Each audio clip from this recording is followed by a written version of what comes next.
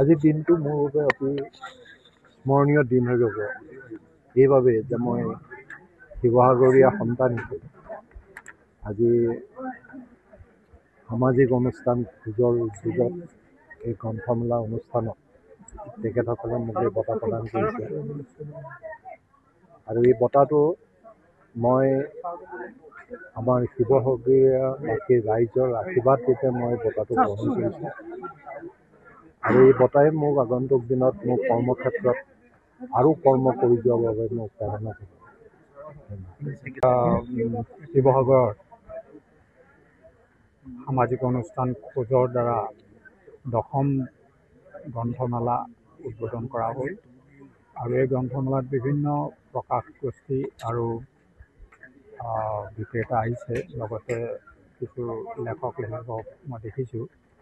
আটাইতকৈ ভাল কথা হ'ল যে এনেকুৱা ধৰণৰ গ্ৰন্থমেলাৰ দ্বাৰা পঢ়ুৱৈ সৃষ্টিৰ যি প্ৰয়াস সেইটো মানিব লাগিব। আৰু আমি ভাবোঁ অসমৰ ৰাইজে গ্ৰন্থ পঢ়াটো বা গ্ৰন্থ অধ্যয়ন কৰাটো এটা অভ্যাস হিচাপে যাতে গঢ়ি তোলে, বিশেষকৈ নতুন প্ৰজন্মৰ ল'ৰা ছোৱালীৰ কাৰণে।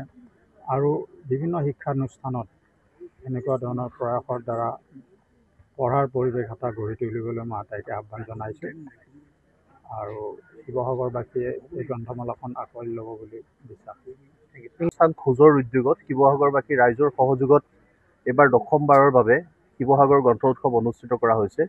ঐতিহাসিক বৰ্ডিং খেলপথাৰক জুবিন গাৰ্গ সাহিত্য ক্ষেত্ৰ নামাকৰণৰ সৈতে আজিৰে পৰা 11 তাৰিখলৈকে 11 দিনীয়া বিস্তৃত কৰ্মসূচীৰে এই গ্ৰন্থ উৎসৱ অনুষ্ঠিত হ'ব। আজি উদ্বোধনী অনুষ্ঠান অনুষ্ঠিত হৈছে।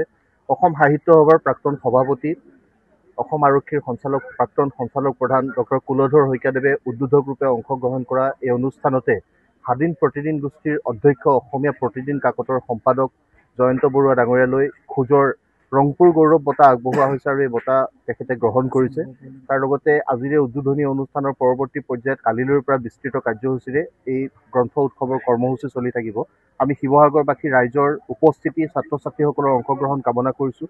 আমাৰ লক্ষ্য এটাই, ছাত্ৰ ছাত্ৰীসকলৰ মাজত কিতাপৰ প্ৰতি আগ্ৰহ জন্মাব লাগে আৰু কিতাপ পঢ়িবৰ কাৰণে এটা পৰিৱেশ স্থিৰ কৰাৰ লক্ষ্যৰে এই 10ম বাৰ্ষিক উদযাপনত আহি উপনীত হৈছে। আহিব লগা দিনতো এই যাত্ৰাটো শক্তিশালী ৰূপত আগবঢ়াই নিবৰ কাৰণে শিৱসাগৰবাসী ৰাইজৰ অভিভাৱকত্ব কামনা কৰিছোঁ।